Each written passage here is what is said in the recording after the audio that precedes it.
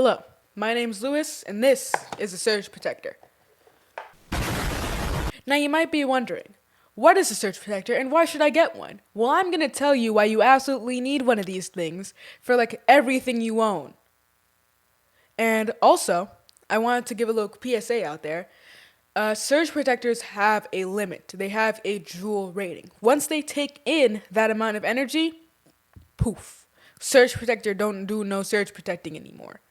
So basically, you need to have a recent surge protector, and you can know if your surge protector has gone poop if you look at the light on the front. Now, most of these have a light that say protected, and when you look at this and it's not lit up, that probably means that it has taken in the energy that it can and is now just functioning as a power strip. And another thing, power strips are not surge protectors. Search up surge protectors and make sure when you're looking at the product information that they have a joule rating. That's how you know they're a surge protector and not just a power strip. But I'm going to be telling you why you need one of these things. So, a surge is essentially a influx of power from anything. Like say lightning strikes, but most of the time it's just some random appliance being power hungry, and then when it realizes it doesn't need the power, it shoves it back out and then it goes everywhere else in your house. So, this energy has to go somewhere. Now, basically what a surge protector does is it takes the excess energy and then shoves as much as it can back to ground, which is basically just the earth. It just sends it back into the floor so that it won't affect anything and can dissipate safely. And then anything that can't be sent to ground, the surge protector will take the damage instead of your components. So let's say you have a $1,500 computer and a surge happens. Now, basically, what's going to happen is a bunch of electricity is going to surge into that computer. So it's going to send a bunch of excess energy, and the computer's like, oh no. And then the power supply can't handle that, and it sends as much as it can back, and then all the excess energy goes to all of your very, very, you know, soft components. That's not going to work out well. It's not going to work out well at all. So what a surge protector does, instead of it going to your components, it will ground it. Instead of it going to your delicate new GPU, it'll go into the surge protector itself. Now, one thing I can recommend, don't cheap out on this. Go with the one that's the highest rated. And you don't need to get a $70 surge protector, but spend maybe at least $20, $15 and get it from a reputable brand so that you know that it won't explode on you. Now you might be thinking, surge protectors are fantastic. I'm going to go out and buy one right now. Well, you might want to listen to what I have to say. It probably won't change your mind, but it's still something to consider while purchasing one of these. So, first thing, remember the joule rating. You want to get one that's at least going to be like maybe 3,500, maybe 3,000 joule rating. Otherwise, you're probably going to be getting something that's horrible. And you also need to pay attention to the clamping voltage. So clamping voltage is essentially when the surge protector will start surge protecting. So if it's below that voltage, then it's going to be like, nah, that's fine.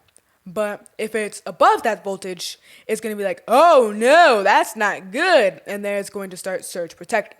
So be aware of those two things. You probably want one that's maybe around 400, 500 because, when you start getting that much excess energy, if it's something around like 1,000, I don't even know if those exist. But if it's anywhere above 500, don't buy it. Don't even buy it. Another thing to look out for is the total wattage of this. It's not just a complete infinite energy type of thing. You're going to have a limit of how much energy you can actually use. So this is going to be a total. So let's say you have an 800 watt computer plugged in, 500 watt monitor, 300 watt, I don't know, desk raiser or something. But if you have a total wattage of components that's going to be above your certain wattage limit, then it's not going to work. So, say a computer power supply. Most computers are around 650 to 800 watts of power. Monitors are around 300 to 400 watts of power. And anything else that you might have plugged in will also have a certain amount of power. So, the one that I'm using, I think, has an 1875 watt limit. And once it goes above that, it just won't work because it can't take that much power. Because remember, these things only use one outlet. You plug it into one outlet, and then you get another 6, maybe even 12 ports out of it. So it does have its limits, But those limits are set pretty high, at least for the good ones, so pay attention to the wattage, joule rating, and clamping voltage. And also, here's a little tip for you. Make sure it is UL certified. The company UL is Underwriters Laboratories, and it essentially verifies that it's actually surge protecting instead of you getting scammed.